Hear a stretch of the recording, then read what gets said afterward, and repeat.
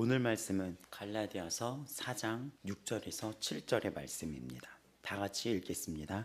너희가 아들임으로 하나님이 그 아들의 영을 우리 마음 가운데 보내사 아빠 아버지라 부르게 하셨느니라. 그러므로 네가 이후로는 종이 아니요 아들이니 아들이면 하나님으로 말미암아 유업을 받을 자니라. 아멘. 또 로마서 8장 14에서 17절. 무릇 하나님의 영으로 인도함을 받는 사람은 곧 하나님의 아들이라. 너희는 다시 무서워하는 종의 영을 받지 아니하고 양자의 영을 받았으므로 우리가 아빠 아버지라고 부르짖느니라. 성령이 친히 우리의 영과 더불어 우리가 하나님의 자녀인 것을 증언하시나니 자녀이면 곧 상속자 곧 하나님의 상속자요 그리스도와 함께한 상속자니 우리가 그와 함께 영광을 받기 위하여 고난도 함께 받아야 할 것이니라. 아멘. 마지막 절 보면은 우리 성도들은 자기의 십자가를 지고 십자가 없이 면류관이 없다라는 말이 있듯이 우리의 십자가와 또 각자가 짊어져야 된 이 고난도 있겠지만 17절 보면은 고난도 함께 받아야 할 것이니라 라고 나와 있는데 그것이 끝이 아니에요. 로마서 그 뒤에 이어지는 게 무엇이죠? 현재 우리가 받는 고난은 장차 우리가 받을 영광과 비교가 할 수 없다는 거예요. 성도 여러분들이 깨달아야 될 게 뭐냐면 우리는 십자가가 끝이 아니에요. 십자가의 길을 따라가지만 십자가가 끝이 아니라 그 십자가는 시작입니다.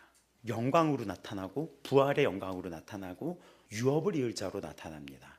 우리가 하나님을 아버지로 부른다는 그 의미, 또 아버지가 나에게 자녀라고 지금 말씀하고 계신데 내가 하나님의 자녀로서 얻고 있는 혜택은 무엇인지를 성경에서 찾아볼 거예요. 혹시 아버지에 대한 기억들 맞나요? 그 아버지 하면은 떠오르는 그런 벅차오르는 감동이 있을 텐데 오늘은 특별히 하나님 아버지에 대한 기억을 여러분이 떠올리시길 바랍니다.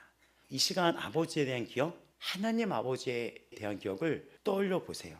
우리 아버지가 어떤 분인지를 오늘 살펴볼 텐데 성경 요한복음 1장 12절 영접하는 자 곧 그 이름을 믿는 자들에게는 하나님의 자녀가 되는 권세를 주셨다라고 했는데 이 권세라는 것이 엑수시아예요. 디나미스, 권능 이런 것도 있잖아요. 근데 여기에 나오는 권세는 특권이라고 얘기를 해요. 우리가 하나님을 아버지라고 말할 수 있는 것이 특권이라는 거예요. 여기에 여러분이 눈이 열려야지 됩니다. 단순한 권력이 아니라 자격, 특권, 권위가 주어졌다는 것인데 자녀의 권위가 주어졌다는 거예요.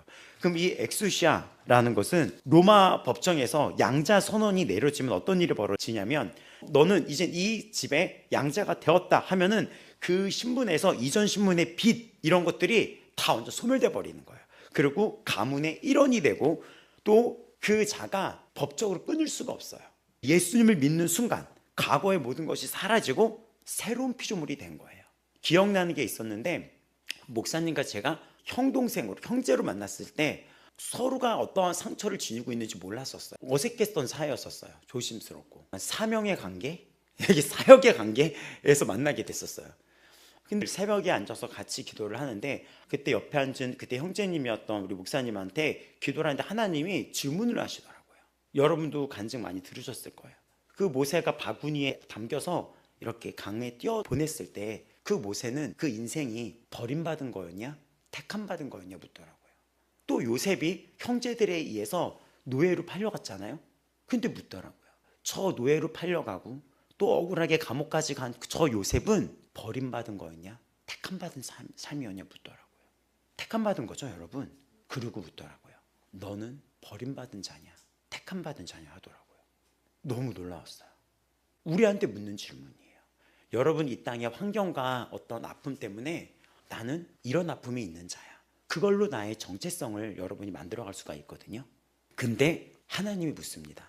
여러분에게도 오늘 던져지는 질문, 여러분은 지금 버림받은 자입니까? 택함받은 자입니까? 그리고 또 하나 묻더라고요. 너의 영원한 아버지가 누구더냐? 너의 진정한 아버지는 누구더냐? 라고 묻더라고요. 아직도 그때 감동이 잊혀지질 않아요. 영원한 아버지가 누구더냐? 하나님이시잖아요. 그러면서 풀어주시더라고요. 육을 입고 살아가는 그 육신의 아버지도 하나님의 계획 안에 있거든 불쌍히 여겨야 된다라고 하시더라고요. 육신의 아버지를 바라보는 관점이 어떤 상처와 아픔에 얼룩진 모습으로 보는 게 아니라 불쌍히 여겨야 된다고요.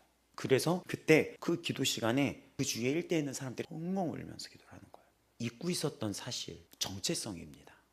과거가 여러분을 만든 게 아니라 하나님이 여러분을 만든 거예요. 과거가 여러분을 빚은 게 아니라 하나님이 빛의 자녀로 여러분을 빚어나가고 택함받았던 것입니다.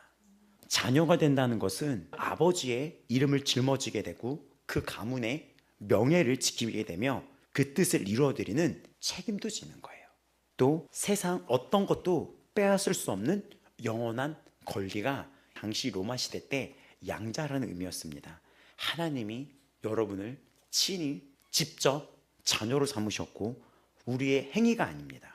우리의 행위면은 잃어버릴 수도 있지만 우리의 행위가 아닌 하나님의 주권적인 선택과 그 사랑에 기초한 영원한 권세예요. 영원한 특권이에요.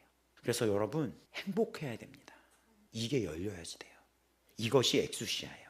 그냥 우리가 예수 믿는 게 단순히 이 땅에서 내가 죄 용서받고 죽으면 천국 가겠지, 이것도 단순한 게 아니죠. 엄청난 거죠. 하지만 누려야 될 게 있는 게 정체성이에요. 여러분은 왕의 왕, 주의 주이신 하나님의 친자녀입니다. 아버지가 어떤 분일까요? 우리가 아빠, 아버지라고 부르게 된 그 아버지는 시편 139편 1절에서 3절을 보면 여호와여 주께서 나를 살피셨으므로 나를 아시나이다. 주께서 내가 앉고 일어섬을 아시며 멀리서도 나의 생각을 밝히 아시오며 나의 모든 길과 내가 눕는 것을 감찰하시며 나의 모든 행위를 익히 아시오니. 아버지가 나를 너무나 잘 알고 있는 거예요. 나를 너무나 잘 알고 있어요. 또 마태복음 6장 8절 구하기 전에 너희에게 있어야 할 것을 하나님 너희 아버지께서 아시느니라. 또 마태복음 10장 30절 너희에게는 머리털까지 다 세신 바 되었나니. 우리가 말하기 전에 필요를 알고 계시고 머리털까지 다 세신 정도로 우리의 모든 것을 아세요. 제가 중학교 때 인기 있었던 거 있었는데 워크맨이란 거 알아요? 그거 있으면 그렇게 부럽더라고요. 중학교 때 그게 너무 갖고 싶은데 갑자기 어느 날 아버지께서 오시더니 워크맨 사줄까? 이러는 거예요. 진짜 사줬어요.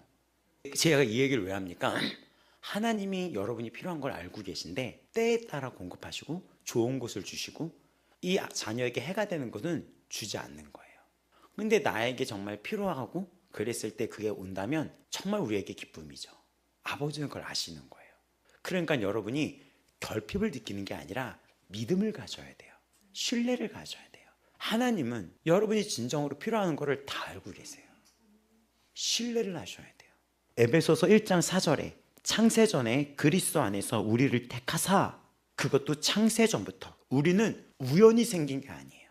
우연히 생긴 게 아니라 시편 139편 16절 나를 위하여 정한 날이 하나도 되기 전에 주의 책에 다 기록이 되었나이다. 하나님께서 우리를 위해 정하신 날이 그분의 책에 다 기록되었대요. 우리가 어떻게 태어나고 우리가 어떤 부모를 만나고 이 땅이 창조되기 전부터 우리를 아셨다는 거예요. 우리가 지금 이 시대에 태어나고 이 시대에 만남이 있고, 그래서 시간이란 과거, 현재, 미래가 아니라 그냥 펼쳐져 있는 이 공간으로 보면 돼요. 시간을 공간으로 보는 게 여러분이 이해가 될 거예요. 왜냐하면 아브라함의 하나님, 이삭의 하나님, 죽었는데 아브라함의 하나님, 이삭의 하나님이라고 말씀하시잖아요. 왜냐하면 그분들이 죽은 게 아닌 거예요. 그분들도 공간은 다른 곳에 살아있다는 거죠. 시간도 그러는 거예요. 아브라함과 우리는 시간이라는 공간적인 개념으로 본다면 다른 공간, 시공간에 놓여 있었던 거죠. 시편 139편은 나를 위하여 정한 날이, 그러니까 우리를 위하여 정하신 날이 그분의 책에 기록됐고, 태어나기 전 하나님은 창조되기 전부터 우리를 아셨고 이 결말이 사랑하셨고 택하셨다는 뜻으로 이걸 낼 수가 있습니다. 우리를 사랑하셨고 택하셨다는 거예요. 믿으셔야 됩니다. 요한일서 3장 1절 보라 아버지께서 어떠한 사랑을 우리에게 주사 하나님의 자녀라 일컬음을 얻게 하셨는가 하면서 딱 감탄사거든요. 여기 어떠한 사랑은 포타펜, 아가펜 이런 뜻인데 어떤 종류예요? 얼마나 대단한이라는 뜻이에요. 어마무시마 이렇게 하는 그런 감탄사처럼 보라 아버지께서 이 사랑이 얼마나 대단한지, 이 사랑을 너에게 자녀라고 준 것이, 이걸 얻게 한 것이 얼마나 대단한 건지 너희가 아느냐라는 것입니다. 예레미야 31장 3절은 여호와께서 옛적에 나에게 나타나 이르시되 내가 무궁한 사랑으로 너를 사랑하는 거로 인자함으로 너를 인도하였다 하였노라. 무궁하고 영원한 사랑, 변치 않는 조건 없는 사랑, 이것이 우리 아버지의 사랑인 거예요. 그 아버지의 사랑이 그래요. 아버지의 사랑을 알아야 돼요.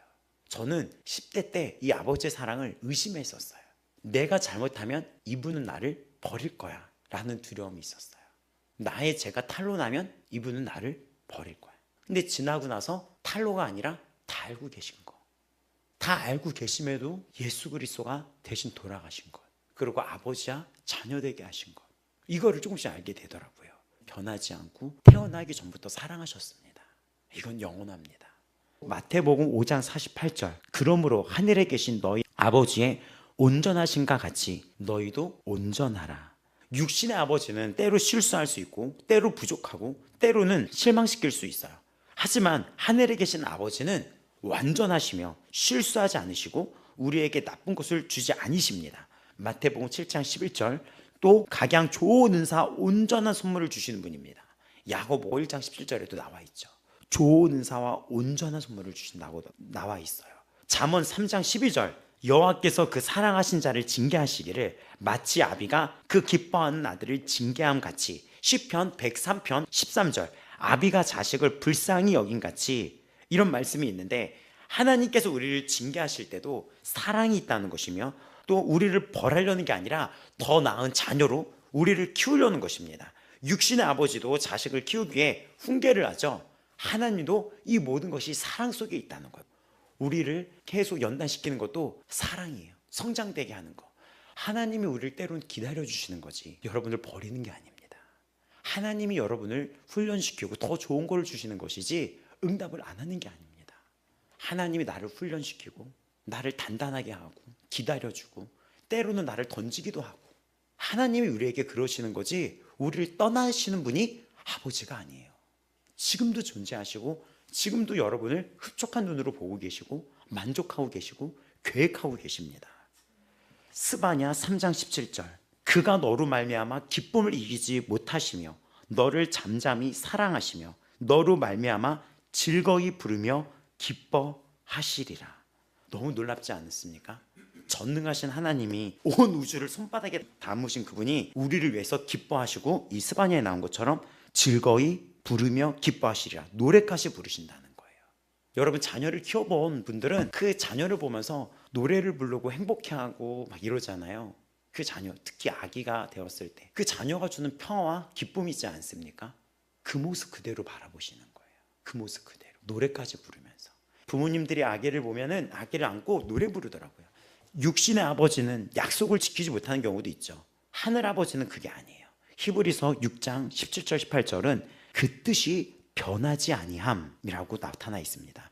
하나님은 약속을 기업으로 받는 자들에게 그 뜻이 변하지 아니함. 약속을 기업으로 받는 자들에게, 여러분을 상속자로 지금 정하셨는데 그 뜻이 변하지 아니함이라고 정해져 있어요. 또 히브리서 10장 23절은 약속하신 이는 미쁘시니, 디모데후서 2장 13절, 우리는 미쁨이 없을지라도 주는 항상 미쁘시니 자기를 부인하실 수 없으시리라 라고 얘기해요. 여기서 미쁘다는 믿을만하다, 신실하다, 변함없다, 피스토스라고 하는 단어인데 변함없다, 변치 않는다. 우리 아버지는 한 번도 약속을 어기신 적이 없고 앞으로도 없습니다. 우리는 그런 미쁨이 없을지라도 주는 항상 미쁘다, 자기를 부인할 수 없다. 우리가 하나님의 자녀 된다는 것은 이런 약속에 기초하고 있는 거예요. 갈라디아서 4장 28절에 형제들아 너희는 이삭과 같이 약속의 자녀라 라고 나타났어요. 이삭은 어떻게 태어났죠? 아브라함의 행위로 태어났습니까? 사라가 어떤 능력이 많았습니까? 아니면 이들이 어떤 무슨 의학기술로 나왔습니까? 전혀 아니죠. 약속으로 나왔어요. 불가능한 상태, 아브라함이 100세, 사라가 90세였을 때 불가능한 상태에서 약속으로 이삭이 태어났습니다. 우리도 마찬가지예요. 요한복음 1장 13절에 혈통도 아니고 육정도 아니고 오직 하나님의 약속으로 우리가 자녀 되었습니다. 이거에 여러분이 눈이 열려야 돼요. 약속 속에 우리가 있는 거예요. 로마서 4장 16절, 그러므로 상속자가 되는 것이 은혜에 속하기 위하여 믿음으로 되다니 이는 그 약속을 모든 후손에게 굳게 하려 하심이라 라는 말씀이 있습니다. 아버지께서 우리에게 주신 약속들이 무엇이 있죠? 베드로후서 1장 4절을 보면 이로써 그 보배롭고 지극히 큰 약속을 우리에게 주사 이 약속으로 말미암아 너희가 정욕 때문에 세상에서 썩어질 것을 피하여 신성한 성품에 참여하는 자가 되게 하려 하셨느니라. 또 히브리서 13장 5절을 보면 내가 결코 너희를 버리지 아니하고 너희를 떠나지 아니하리라. 데살로니가전서 5장 24절 너희를 부르시는 이는 미쁘시니 그가 또한 이루시리라. 하나님 아버지가 우리에게 주신 약속들이에요. 너희를 떠나지 아니한다, 버리지 아니한다. 빌립보서 1장 6절 너희 안에서 착한 일을 시작하신 이가 그리스도 예수의 날까지 이루실 줄을 우리는 확신하노라. 여러분에서 착한 일을 시작한 거, 주님이 여러분의 삶 속에 착한 일이 무엇이죠? 구원케 한 거잖아요. 근데 끝까지 이 구원을 이뤄나갈 거라는 거예요. 이거는 나의 싸움이 아니에요. 내가 이 땅에서 겪는 고난 속에 겪는 어려움은 나의 싸움이 아니라 그분이 이루어 나가신다는 것입니다. 그래서 요한복음 10장 28절은 저희를 내 손에서 빼앗을 자가 없느니라 라고 말씀하고 있습니다. 변하지 않는 진리예요. 감정이나 느낌이 아니라 변하지 않는 진리고, 우리의 감정은 기복이 있잖아요. 오르락 내리락. 근데 그것 때문에 나는 정말 하나님의 자녀구나. 근데 어느 날은 하나님의 자녀일까? 이럴 때가 있는데 하나님의 약속은 변하지 않는 거예요. 우리의 감정과 상관없이. 또 하나님이 내 기도 듣고 계실까? 이런 거랑 상관없이 하나님의 약속은 확고부동 그냥 변하지 않는 거예요. 약속의 자녀는 하나님께서 변함없이 이루어 나가고 계십니다. 지금도 여러분의 삶 속에서 하나님은 착한 일을 시작하신 이가 그리스도 예수의 날까지 이루어 가고 계시는 거예요. 하나님의 약속의 여정 속에, 붙들림 속에 있는 것입니다. 그러니까 여러분은 안전한 거예요. 보호 속에 있는 것입니다. 민수기 23장 19절 하나님은 사람이 아니시니 거짓말을 하지 않으시고, 하나님의 약속을 붙드는 것이 믿음이에요. 우리의 느낌이 아니에요. 약속을 붙드는 거예요. 아브라함이 100세에 아들을 얻을 수 없었는데 그 가능성을 믿은 것이 아니라 약속하신 하나님을 믿었던 거예요. 그게 로마서 4장 20절 21절에 약속하신 하나님을 믿었다고 나와 있습니다. 우리도 마찬가지예요. 우리가 완벽해서 자녀가 된 것도 아니고 자격이 있는 것도 아니고 하나님의 약속하셨기 때문에, 그리고 그 하나님의 약속은 변함이 없기 때문에 우리는 버림받지 않습니다. 두려움에서 나오시기 바랍니다. 갈라디아서 4장 7절 그러므로 네가 이후로는 종이 아니요 아들이니 아들이면 하나님으로 말미암아 유업을 받을 자니라. 이것이 우리가 받는 구체적인 혜택입니다. 하나님으로 말미암아 유업을 받을 자니라. 로마서 8장 17절 자녀이면 또한 상속자 곧 하나님의 상속자요 그리스도와 함께한 상속자니 제 용서, 천국행 티켓, 천국 갔다, 그것은 시작이 불가한 것이고 우리가 상속자가 되었다는 선포입니다. 유업, 기업, 구약에서 기업이라는 단어들이 나오는데 단순한 재산이 아니라 민수기 26장 53절 56절을 보면 하나님께서 분배한 몫을 얘기하는 거예요. 또 레위기 25장 23절 28절을 살펴보면 대대로 이어지는 영구적인 거예요. 우리에게 준 거는 영구적인 거예요. 그렇기 때문에 우리 나봇의 포도원 보면 그 나봇이 팔 수가 없어요 라고 말했던 이유가, 그 이유가 무엇이냐면 하나님이 주신 영구적인 소유이기 때문에, 하나님이 주신 것은 빼앗길 수가 없고 영구적인 것이기 때문에 이거는 누구에게 줄 수 있는 것이 아니라는 거예요. 또 그 가문의 정체성과 연결되어 있는 것, 기업을 받는다는 것은, 그럼 이것을 신약에서 유업으로 끌고 오는 거예요. 어떤 것을 하나님께서 직접 분배하셨다, 각자에게 분배하셨다, 영구적인 것이다, 팔 수도 없고 양도할 수도 없다, 또 정체성과 직결된 거다. 이것을 신약의 유업으로 어떻게 지금 풀어지냐면 베드로전서 1장 3절에서 5절 우리 주 예수 그리스도의 아버지 하나님을 찬송하리로다. 그의 많으신 그 일대로 예수 그리스도를 죽은 자 가운데서 부활하게 하심으로 말미암아 우리를 거듭나게 하사 산 소망이 되게 하시며 썩지 않고 더럽지 않고 새하지 아니하는 유업을 잊게 하시나니 곧 너희를 위하여 하늘에 간직하신 것이라. 썩지 않고 더럽지 않고 부패하거나 또 죄나 악으로 더럽혀지지 않고 시들거나 사라지지 않고 새하지 않는다는 뜻은 하늘에 보관되어 있기 때문에 세상의 어떤 재앙, 경제 위기, 전쟁이 우리 유업에 영향을 줄 수 없어요. 여러분 아무리 큰 재산이 있다 하더라도 전쟁 나면 어떻게 되죠? 폭격 떨어지면 어떻게 되고, 우리나라 전쟁 나면은 제가 차 타고 다니면서 저기 보세요, 저기 700억짜리 그 아파트래요, 그런 적 있었죠. 제가 한번 보면서. 근데 폭격 맞으면 그 700억짜리 아파트 어떻게 돼요? 빈털털이 되는 거죠. 재앙 앞에 이 땅의 유업과 기업은 순식간에 사라질 수도 있어요. 죽음 앞에 순식간에 사라집니다. 하늘의 기업은 재앙, 경제 위기나 어떤 물질의 타격, 전쟁, 영향을 줄 수가 없다는 거예요. 히브리서 1장 2절, 이 모든 날 마지막에는 아들을 통하여 우리에게 말씀하셨으니 이 아들을 만유의 상속자로 세우시고 그로 말미암아 모든 세계를 지으셨다. 로마서 4장 13절, 아브라함이나 그 후손에게 세상의 상속자가 되리라고 하신 언약은 율법으로 말미암은 것이 아니요 오직 믿음의 의로 말미암은 것이니라. 아브라함과 함께 믿음으로 우리도 그의 자손이 되었습니다. 우리는 그리스도와 함께한 상속자인데 그분이 만유를 상속받았기 때문에 우리도 그와 함께 만유를 상속받습니다. 이것이 무슨 말입니까? 새하늘, 새 땅, 회복된 온 피조물이 우리가 누리게 될 유업이 있다는 거예요. 여러분, 이 땅에 새하늘, 새 땅, 우리도 회복된 피조물로서 이 땅을 누리게 된다는 거 알고 계십니까? 근데 거기서 우리가 그 땅을 다스리게 된다는 거, 유업이 있다는 거예요. 마태복음 25장 34절, 내 아버지께 복받을 자들이여 나와 창세로부터 너희를 위하여 예비된 나라를 상속받으라 라는 말씀이 있어요. 그때 임금이 오른편에 있는 자들에게 이르시되 내 아버지께 복받을 자들이여 나와 이제 나와서 창세로부터 너희를 위하여 예비된 나라를 예정되어 있던 나라를 이제 상속받으라. 야고보서 2장 5절, 내 사랑하는 형제들아 들으라. 하나님이 세상에서 가난한 자를 택하사 믿음에 부여하게 하시고 또 자기를 사랑하는 자들에게 약속하신 나라를 상속으로 받게 하지 아니하셨느냐. 힘없고 연약한 너희들을 택해서 무슨 혜택을 줬냐? 입양하지 않았냐. 이 땅에서 가난이 아닌 거예요. 어려움이 아닌 거예요. 근데 왜 이 땅에 조금 있는 것에 안주를 하려고 하냐는 거죠. 왜 그 땅에 인생 전체를 걸어버리려고 한다는 거죠. 다니엘 7장 18절입니다. 지극히 높으신 이의 성도들이 나라를 얻으리니 그 누림이 영원하고 영원하리라. 이렇게 3번 반복되어 있어요.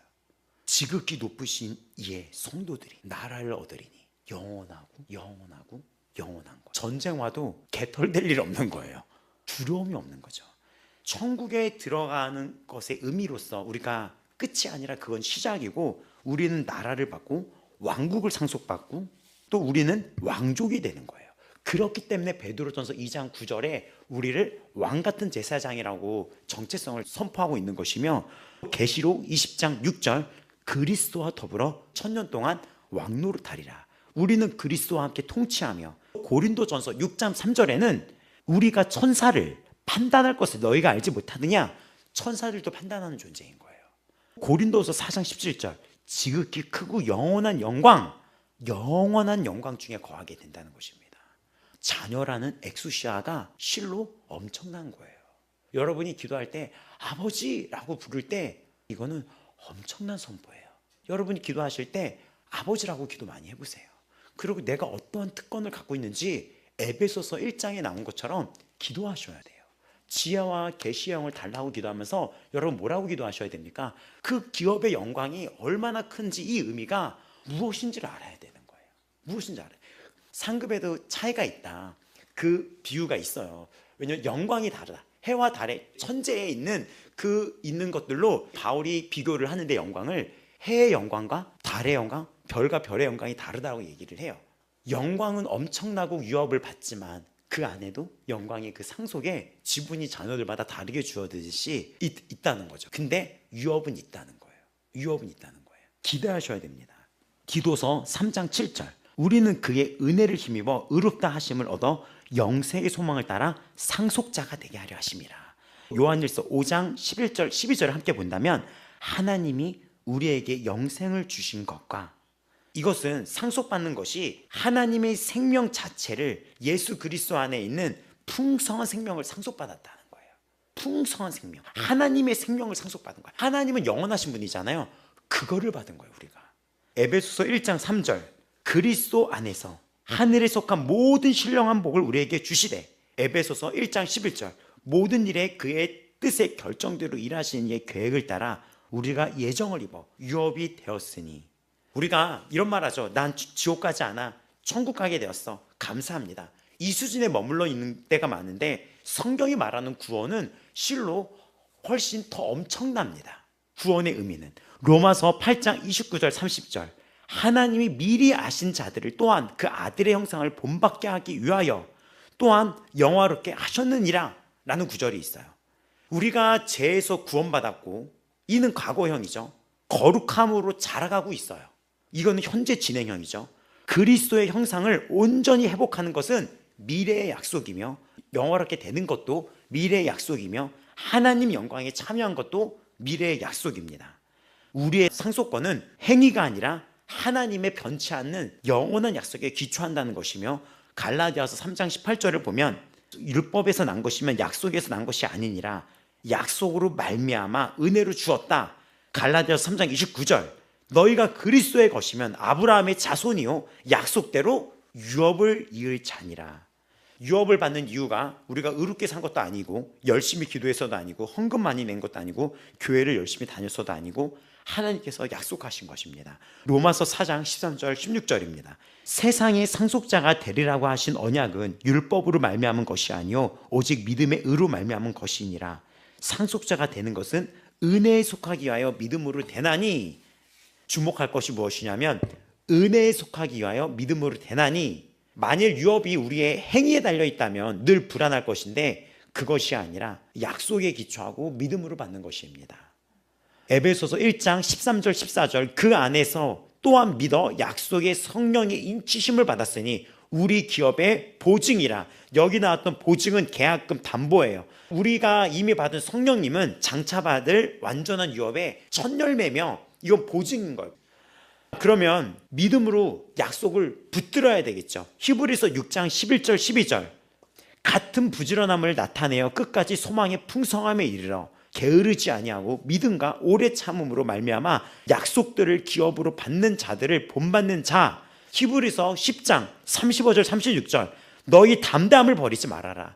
이것이 큰 상을 얻느니라. 너희에게 인내가 필요함은 너희가 하나님의 뜻을 행한 후에 약속하신 것을 받기 위함이라 라는 말씀이 있어요. 아브라함을 보면은 그는 약속을 받았지만 즉시 성취되지 않고 25년 동안 있었습니다. 하지만 로마서 4장 20절 21절은 믿음이 없어 하나님의 약속을 의심하지 않고 약속하신 그것을 또한 능히 이루실 줄을 확신하였으니, 우리도 마찬가지인 게 무엇이냐면 우리가 받을 완전한 유업은 아직 오지 않고 있습니다. 우리는 썩어질 몸을 갖고 있고 아직 고난 중에 있어요. 면류관 그 전에 십자가라는 것이 있습니다. 그러나 우리는 약속을 붙들고 기다릴 수 있습니다.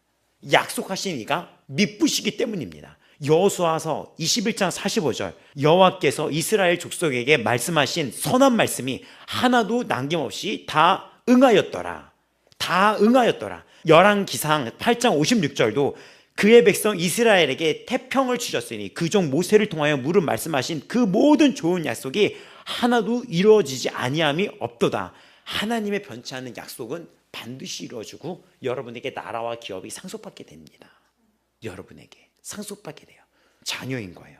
로마가 그 당시에 양자를 갖게 되면 이 양자는 어떤 게 있는지 알아요? 친자는 의절될 수 있어요. 신기해요. 하지만 로마 법에서 양자는 의절될 수 없어요. 양자가 자연적 출생보다 더 안전했던 게 로마의 법이었던 거예요. 그렇기 때문에 로마서와 이 갈라디아서에 양자를 강조하는 거예요. 당시의 로마의 법을 알고 있었기 때문입니다. 친자는 의절할 수 있어요. 하지만 양자는 법으로 체결되잖아요. 그 법은 끊을 수가 없어요. 그렇기 때문에 양자라는 의미, 우리는 입양하라는 의미가 그래도 친자식과 다르다는 의미라는 게 있죠. 근데 이 로마 시대 때는 그게 반대였습니다. 친자식은 끊을 수 있지만 법적인 양자의 선언은 끊을 수가 없었던 것이 양자였던 거예요. 양자가 더 좋은 거죠. 어떤 게 좋습니까? 끊을 수가 없는 거예요. 그래서 로마서 8장이 아빠 아버지를 얘기하면서 마지막에 하나님의 사랑에서 끊을 수가 없다라는 이야기가 당시 로마의 배경에서 양자는 끊을 수가 없기 때문에 그 법을 사랑의 법으로 바울이 이야기를 하면서 이 사랑에서 너희는 이제 끊을 수가 없는 거야. 그 선포된 말씀입니다. 양자는 선언 즉시 상속자가 되면서 양부가 죽어서 양자가 이 상속되는 게 아니라 양자가 되는 순간 상속자로 결정이 돼버려요. 우리도 지금 이미 상속자라는 거예요. 그래서 로마의 그 상속의 개념을 여기에 도입했기 때문에 누가 죽어야지 물려받아 이런 게 아닌 거죠. 이 당시 로마는 양자 선언과 동시에 상속자인 거예요. 앞받게 내 거인 거예요. 앞받게 내 거인 거죠. 지금 그 개념 속에서 선포가 뭡니까? 이미 받았다는 거 믿으라는 거예요. 이미 그 자리에 있다는 거예요. 기대하셔야 돼. 내가 받게 될 유업에 대해서 기대하셔야 돼요. 여기 있는 모든 분들이 받게 될 유업, 나라를 받게 되는 거예요. 나라. 새 하늘과 새 땅으로 되잖아요. 거기서 배분되는 거예요. 근데 그건 영원한 배분이에요. 이 지구상의 개념과는 완전히 다르죠. 거할 처소가 많다고 하셨잖아요.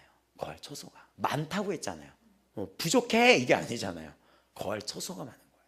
나라를 받고 새 하늘과 새 땅은 반드시 도래합니다. 그날은 반드시 이루어져요. 영광의 그날은 반드시 있어요.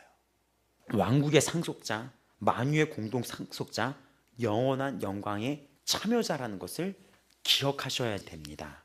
마태복음 6장 31절 33절을 보면 너희 하늘 아버지께서 이 모든 것이 너에게 있어야 할 줄 아시느니라 라고 하며, 요한복음 10장 28절 29절은 아버지의 손에서 빼앗을 수 없다 라고 하는데, 이것이 보호의 약속인데, 신명기 32장 11절은 마치 독수리가 자기의 보금자리를 어지럽게 하며 자기의 새끼 위에 너풀거리며 그의 날개를 펴서 새끼를 받으며 그의 날개 위에 그것을 엎는 것 같이, 이사야 40장 11절 그는 목자같이 양떼를 먹이시며 어린 양을 그 팔로 모아 품에 안으시며 젖먹이는 암컷들을 온순히 인도하시리라. 마치 독수리가 새끼를 날개로 덮고 떨어지지 않도록 날개 위에 엎듯이, 마치 목자가 어린 양을 품에 안고 젖먹이는 양을 온순히 인도하듯이 아버지가 우리를 안전하게 지키시는 거예요.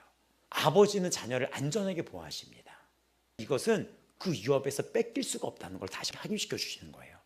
마태복음 7장 7절에서 11절 구하라 그리하면 너에게 주실 것이요 라는 그 말의 끝에, 너희가 악한 자라도 좋은 것으로 자식에게 줄 줄 알거든 하물며 하늘에 계신 너희 아버지께서 구하는 자에게 좋은 것으로 주시지 않겠느냐. 근데 이거 맞더라고요. 우리나라에 정말 악했던 범죄자가 있어요. 그 악했던 범죄자가 잡혀갈 때 아들이 모르게 해달라고. 내가 연쇄 살인하고 엄청난 일을 저질렀는데 우리 아들은 모른다고. 우리 아들이 모르게 하라고. 그래서 그게 화제였어요. 악한 자라도 자녀한테 그런다는 거죠. 하물며 하나님은 어떠시겠느냐 하면서 구하라고 하셨습니다. 자녀로서 기도에 청구권이 있다는 거예요. 히브리서 4장 16절 그 의하심을 받고 때를 따라 돕는 은혜를 얻게 하여 은혜의 보좌 앞에 담대히 나갈 것이라. 종은 주인한테 함부로 요구할 수 없지만 자녀는 아버지에게 필요를 말할 수 있죠. 눈치 볼 필요가 없죠. 아버지는 우리가 구하기도 전에 필요를 아시지만 그래도 우리가 구하기를 원하시는 거예요. 왜냐하면 그것이 아버지와 자녀의 친밀한 대화이기 때문입니다. 우리는 기도할 수 있는 청구권이 있었습니다. 요한일서 3장 1절 보라 아버지께서 어떠한 사랑을 우리에게 주사 하나님의 자녀라 일컬음을 얻게 하셨는가 라고 했는데, 이제 우리는 하나님의 자녀예요. 죄인이 아닙니다. 의인으로 나아가며 어둠의 자녀가 아니라 빛의 자녀며 진노의 자녀가 아니라 하나님의 자녀입니다. 옥타비아누스 율리아스 카르사르라는 그 자가 왕자가 되었을 때 가이우스 울리우스 카이사르라는 그 황제의 이름을 받게 돼요. 로마 제국을 통치합니다. 카이사르가 암살을 당하는데 옥타비아누스가 18살 무명 청년이었어요. 근데 이 카이사르가 유언에 따라서 그 옥타비아누스라는 자가 양자가 돼요. 그 이름을 물려받는 순간 로마 군대가 그 무명이었던 청년을 후계자로 인정하고 황제가 되어 나아가게 됩니다. 이름의 권위가 무명에서 황제 자리로 나아가게 된 거예요. 하나님의 자녀가 되었을 때 그의 이름을 받았고 그분의 권세로 살아가게 된 것이며, 예수 이름에는 하늘과 땅과 땅 아래에 있는 모든 것이 무릎을 꿇는 권세가 있습니다. 이걸 우리가 부여받게 된 거예요. 그게 이루어집니다. 로마서 8장 38절 39절은 우리를 우리 주 그리스도 예수 안에는 하나님의 사랑에서 끊을 수가 없다. 이건 법적인 것을 끌고 온 거라고 그랬죠. 양자는 끊을 수가 없어요. 하나님의 자녀가 되면 음부의 권세를 깨뜨리고 사망의 권세를 이겼으며, 사탄이 우리를 참소해도 하나님께서 우리를 의롭다 했으니 누가 우리를 정죄하겠습니까? 우리에게는 생명이 있습니다. 영원한 생명이 있습니다. 로마서 8장 14절 하나님의 영으로 인도함을 받는 사람은 곧 하나님의 아들이라. 아들의 영을 우리 마음 가운데 보내사 아빠 아버지라고 부르게 하셨느니라. 오늘 본문입니다. 정죄함이 없고 우리는 이제 담대함으로 살아갑니다. 두려움과 불안에서 나오시기 바랍니다. 불안과 두려움이 아닌, 또 율법주의가 아닌, 의무감이 아닌, 눈치 보는 것이 아닌, 우리는 아버지께서 나를 사랑하신다. 나는 결코 버림받지 않는다. 나는 그 하나님 앞에서 의무감이 아닌 기쁨 안에서 주님께 나아간다. 아버지께서 나를 있는 그대로 받아주신다. 나는 하나님의 자녀다 라고 선포하시기 바랍니다. 마가복음 14장 36절에 예수님이 겟세마네에서 기도하실 때 아빠, 아버지께서 모든 것이 가능하오니 라고 기도했습니다. 가장 고통스러운 순간에 아빠라고 불렀습니다. 그것은 동일하게 오늘 로마서 8장 15절, 갈라디아서 4장 6절에 나타나 있고, 여기 나왔던 부르짖는다는 것은, 아빠, 아버지라고 부르짖는다는 것은 큰 소리를 외치고 간절히 부르짖는 것을 말하는 거예요. 율법은 때로는 우리를 꾸짖어요. 죄는 우리에게 소리칩니다. 마틴 루터가 이걸 갖고 어떻게 얘기했냐면, 죄는 우리에게 소리칩니다. 너 그랬잖아. 죽으면 천둥치고 마귀는 우리에게 으르렁댄대요. 사자처럼. 이 소란 가운데 살아간다는 거예요. 근데 우리 마음속 그리스도의 영이 아빠, 아버지라고 부르는 순간 이 작은 부르짖음이 죄와 죽음, 율법, 마귀의 소란을 압도해버린다고 루터가 이거를 풀었어요. 우리가 고통 중에 있을 때, 두려움 속에 있을 때 아빠, 아버지 본능적으로 외쳐보시기 바래요. 아빠 도와주세요.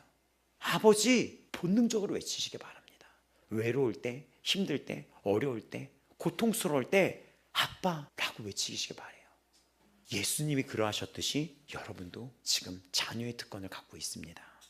아빠 도와주세요. 아빠 저를 지켜주세요. 아빠 저와 함께 해주세요. 아빠 고마워요. 감사해요. 이 고백을 해보시기 바랍니다. 결론입니다. 더 이상 종이 아니라 자녀입니다. 하나님의 자녀가 되는 엑수시아 권세를 받았습니다. 완전하시고 사랑이 많으신 아버지, 약속을 반드시 지키시는 신실한 아버지가 우리에게 계십니다. 상속권, 보호권, 기도권, 놀라운 특권을 우리는 지니고 살아갑니다. 우리의 유업은 하나님의 약속, 변치 않는 약속에서 믿음으로 받았던 것입니다. 믿음으로 나아가세요. 두려움이 아닌 담대함으로 아빠, 아버지라고 자신 있게 불러보시기 바랍니다. 하나님의 주권과 선택이, 사랑이 우리에게 은혜로 지금 함께하고 있습니다. 우리가 그럼 삶을 변화시켜야 되는 거 정리해 드리겠습니다. 여러분 두려워하지 마시고 담대하시기 바랍니다. 하나님의 자녀입니다. 실수해도 넘어지고 실패해도 여전히 하나님의 자녀이고 오늘도 하나님의 자녀입니다. 결코 버리지 않습니다. 감사로 나아가시기 바랍니다. 전능하신 하나님은 온 우주의 창조주이신 하나님이, 창조주 하나님, 태초에 천지를 창조하신 그 하나님이 자녀 삼으신 거예요. 이거보다 큰 복이 어디 있습니까? 그래서 제가 좋아하는 성경 구절 신명기 33장 29절은 이스라엘이여 너는 행복한 사람이로다. 여호와의 구원을 너같이 얻은 백성이 누구냐? 그 하나님이 누구시냐? 너를 돕는 방패시오 너의 영광의 칼이시로다. 너의 대적이 너에게 복종하고 네가 그들의 높은 곳을 밟으리로다. 여러분 뒤에 배경이 있어요. 그게 하나님이에요. 자녀답게 살아가시기 바랍니다. 아버지의 성품을 닮아가시기 바랍니다. 아버지께서 우리를 사랑하신 것처럼 우리도 서로 사랑하시고, 아버지께서 거룩하신 것처럼 거룩하시기 바라고, 또 기도의 천국권이 있다는 걸 알고 아버지께 담대히 나아가며 필요를 말씀드리며 아빠, 아버지라고 부르시기 바랍니다. 우리에게는 썩지 않는 유업이 하늘에 있습니다. 현재의 고난은 장차 나타날 영광과 비교할 수 없습니다. 우리는 그리스도와 함께 고난받지만 반드시 그와 함께 영광을 받게 될 것입니다. 나그네예요. 약속을 붙들고 믿음으로 나아가시기 바랍니다. 우리는 감정이 변하고 때로는 확신이 있고 때로는 기분 좋고 이게 의심이 들 때가 있고 왔다 갔다 할 때가 있어요. 하지만 하나님은 변하지 않는 분이며 우리의 느낌에 의지하는 것이 아니라 약속을 붙들라고 말하고 계십니다. 약속하시는 이는 미쁘시며 하나님은 거짓말을 하실 수 없으시며, 우리는 미쁨이 없을지라도 주는 항상 미쁘시며 하나님은 자기를 부인할 수 없으시며 우리를 자녀로 말씀하고 계십니다. 그 기쁨을 지금 눈을 열고 보시기 바랍니다. 사랑하는 아버지 마음교회 성도 여러분, 또 하나님께서 사랑하시는 하나님의 자녀된 성도 여러분, 우리는 누구죠? 당신은 누구십니까? 당신은 더 이상 종이 아닙니다. 당신은 하나님의 자녀입니다.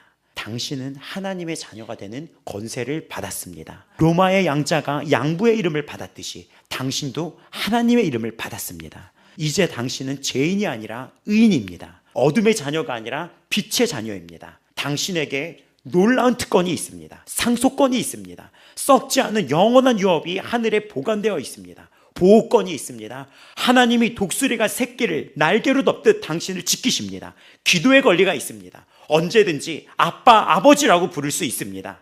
그런데 아십니까? 이 모든 것이 당신의 행위가 아닌, 당신이 완벽해서도 아닌, 당신이 자격이 있어서도 아닌 하나님께서 약속하셨기 때문입니다. 약속하신 이는 믿으십니다. 하나님은 결코 거짓말을 하지 않으십니다.